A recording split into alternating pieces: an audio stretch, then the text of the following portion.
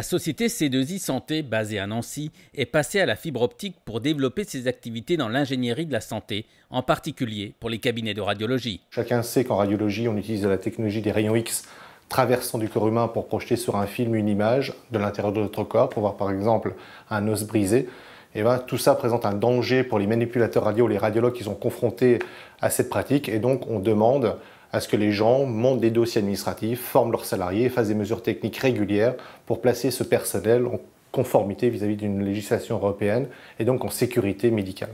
C2I Santé a été la première société française à se positionner comme interface entre le monde médical, l'environnement technique et la partie réglementaire. Elle est aujourd'hui leader sur le territoire national. Une clinique sur deux du privé est cliente chez nous. En cabinet de radiologie, on pèse entre 30 et 35% du marché. Et puis on a aussi les hôpitaux, donc tout ce qui est fonction publique. Au total, 1300 clients en France, 50 salariés pour un chiffre d'affaires de près de 4 millions d'euros.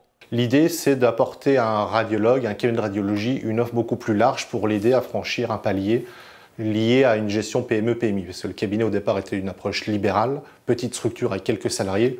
Aujourd'hui, les cabinets de radiologie ont fusionné. Ça devient des entités de 50, 60, 70 personnes et ils ont besoin d'être accompagnés pour franchir ce palier-là.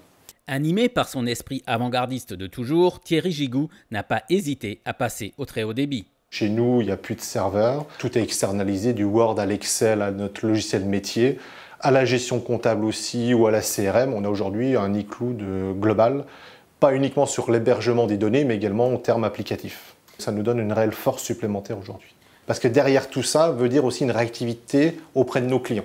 Ils ont besoin d'un service 24 heures sur 24, 7 jours sur 7. Parce qu'ils travaillent déjà avec le monde de la santé, qui est un environnement très critique, que nous connaissons d'ailleurs bien. Et de fait, leur solution doit être pérenne, opérationnelle et évolutive à n'importe quel moment. Et maintenant, examinons un exemple concret de l'intérêt de cette fibre optique. Vous pouvez avoir une femme qui passe un scanner, qui ne sait pas forcément qu'elle est enceinte. Donc il faut tout de suite qu'on puisse avoir accès au dossier client, aux informations caractéristiques du scanner, aux examens pratiqués, et pouvoir retourner une information au médecin pour que lui puisse retourner une information auprès de sa patiente en disant « écoutez, il n'y a aucun risque pour l'embryon » ou « effectivement, je vous préconise un suivi médical, voire l'arrêt de la grossesse ». Adista, un des plus grands opérateurs français pour les entreprises basé à Nancy, a convaincu C2I Santé par la spécificité de son approche. Nous raisonnons toujours en mode à la carte, c'est-à-dire que nous avons non pas une matrice de catalogue, mais lorsque nous approchons nos clients et nos prospects, nous veillons à bien les écouter, à comprendre leurs problématiques, afin de répondre sur une matrice très probante et très forte.